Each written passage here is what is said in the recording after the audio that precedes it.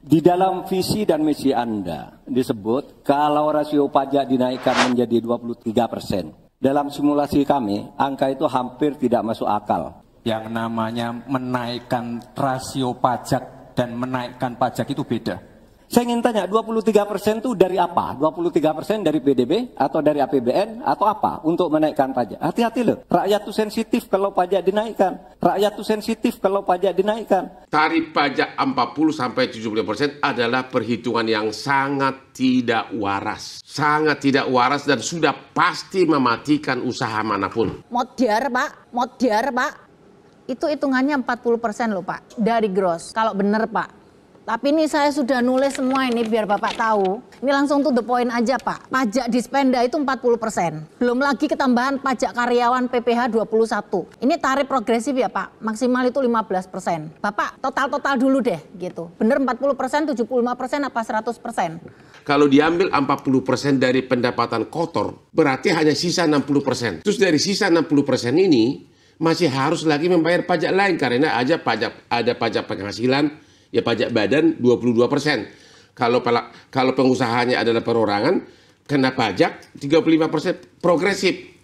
Belum lagi pajak karyawan. Ini kan yang biasanya majikan yang tanggung pajaknya.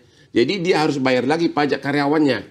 Kemudian kalau itu karaoke atau klub, dia harus bayar pajak alkohol 11%. Saya hitung-hitung hampir 100%. Artinya memang undang-undang ini, kalau dia orang waras pasti tahu undang-undang ini untuk mematikan bisnis ini. Kita harus bikin petani makmur. Jadi anaknya petani mau jadi petani. Seperti di Jerman di mana-mana. Dia kerja di ladang sore, dia naik mobil, dia ke disco malam-malam. Sore-sore dia udah langsung ganti baju. Malam-malam dia dansa di disco. Bagaimana mungkin kalau orang ke karaoke harus bayar 40% pajak? Bagaimana mau kalau masuk ke klub di Bali harus bayar 40% pajak? Peraturan yang sangat konyol. Berapa besarnya pajak hiburan di negara tetangga?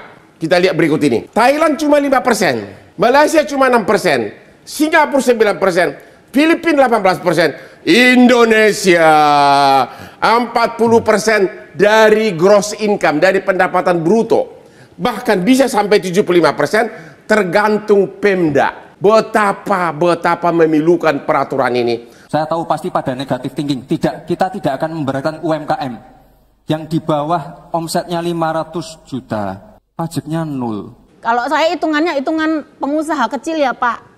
Lah kalau dihitung-hitung itu bisa 100% loh Pak. Ini saya nyariin duit pemerintah, sekalian orang saya dibawa, perusahaan saya dibawa. Sekalian saya diajakin kerja, tapi nggak gajian. Karyawan saya juga. Lah mending kayak gitu saya kasih aja semua, saya nggak usah kerja. Ambil karyawan saya juga semua. Saya lihat banyak emak-emak juga keluar air mata itu. Saya sendiri keluar air mata. Banyak emak-emak, saya lihat ungkapan kalian.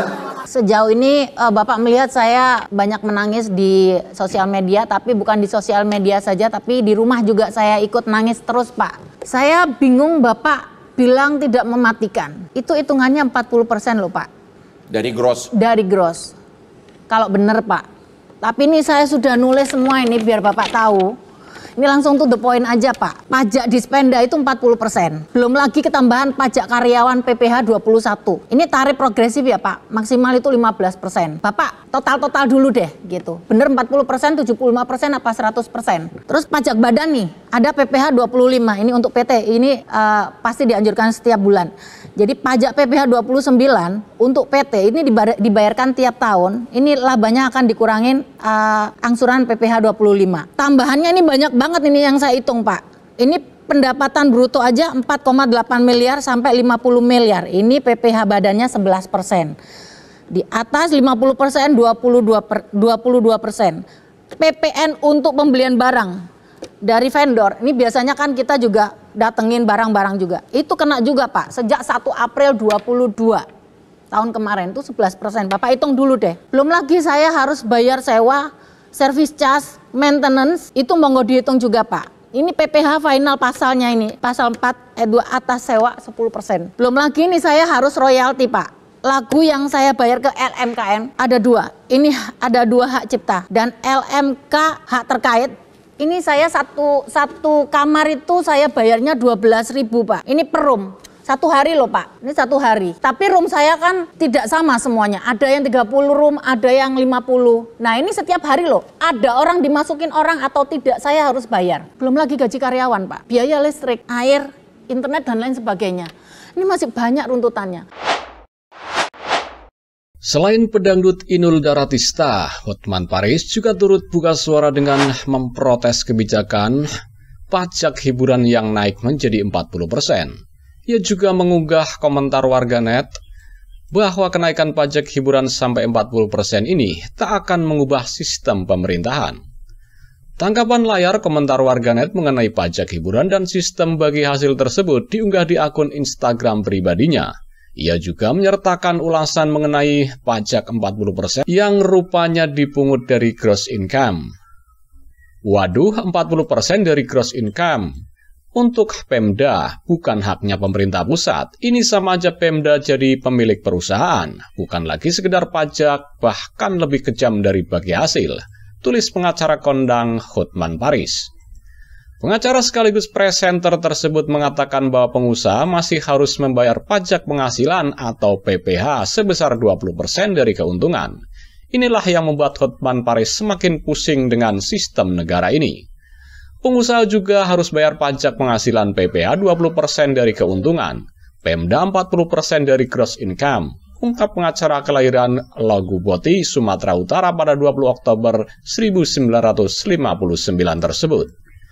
Yang diuntungkan bukan pemerintah pusat, tapi yang nagih pajak 40% Pemda dari usaha kerakyatan dengan lapangan kerja jutaan pekerja, gaji sekitar UMR. Waduh, ini bukan pajak namanya. Jadi kalau bilnya 10 juta, customer harus bayar 14 juta. Hotman Paris menyinggung. Menyusul unggahan tersebut, Hotman Paris kemudian mengutip pernyataan Ketua Umum Gabungan Industri Pariwisata Indonesia atau GIPI, Haryadi Sukamdani, dengan merespon kebijakan pajak hiburan naik di kisaran 40-75%. Hotman Paris menyatakan bahwa kenaikan pajak hiburan yang sangat tinggi tersebut sangat bertentangan dan keluar jalur. Sebab industri hiburan tersebut adalah jaringan pengaman yang menyerap tenaga kerja Indonesia secara masif tanpa memandang pendidikan seseorang. Bahkan kenaikan pajak hiburan yang tinggi sangat bertentangan dan keluar jalur. Pasalnya industri ini merupakan jaringan pengaman untuk menyerap tenaga kerja Indonesia secara masif tanpa memandang tingkat pendidikan, kata Haryadi. Yang menjadi kenyataan di lapangan, jasa hiburan itu padat karya. Banyak pekerja yang justru pendidikan yang tidak terlalu tinggi dan keterampilannya juga tidak terlalu terampil ini. Jumlahnya besar kerja di sini. Tentu ini adalah jaringan pengaman, lanjut Haryadi. Ngomong-ngomong soal pajak atau omon-omon soal pajak, calon wakil presiden atau cawapres nomor urut 3, Mahfud MD, mengomentari rencana kenaikan rasio pajak hingga 23% yang tercantum dalam visi misi capres dan cawapres nomor urut 2. Prabowo Subianto dan Gibran Rakabuming Raka, menurutnya angka ini tidak masuk akal. Dalam visi dan misi Anda disebut kalau rasio pajak atau tax ratio dinaikkan menjadi 23%. Dalam simulasi kami, angka itu hampir tidak masuk akal, ungkap Mahfud dalam debat cawapres di Jakarta Convention Center atau JCC Jakarta Pusat pada Jumat 22 bulan 12 2023 lalu. Karena dia menyebut pertumbuhan ekonomi bisa mencapai 10%, padahal selama ini pertumbuhan ekonomi hanya sekitar 5-6%. Itu kalau Anda bisa naikkan rasio pajak sampai segitu, naiknya ekonomi bisa 10%. Lalu bagaimana Anda mau menaikkan pajak? Orang insentif pajak saja orang nggak ngambil, tambah Mahfud. Dia pun meminta Gibran untuk membedakan antara penerimaan pajak dan tax ratio. Anda bicara soal 23% ini dari apa? Kalau Anda bicara bahwa beda antara penerimaan pajak dan tax ratio, kalau persen kaitannya dengan PDB, apa 23% dari APBN atau apa? Cecar Mahfud. Kalau 23% dari APBN, Mahfud menyebut bahwa itu salah, karena sekarang saja sudah 82% dari APBN. Dengan tax ratio sekarang yang hanya 10,5%, sumbangan terhadap APBN itu 20%. 23% itu dari apa? Dari PDB, dari APBN, atau dari apa untuk menaikkan pajak? Hati-hati loh, rakyat itu sensitif kalau pajak dinaikkan. Karena kita sudah berkali-kali menawarkan tax amnesty, tidak jelas hasilnya. Kemudian insentif pajak sudah ditawarkan, juga tidak tahu. Karena diperas-peras juga, jadi alat nego di kantor pajak. Pungkas Mahfud MD.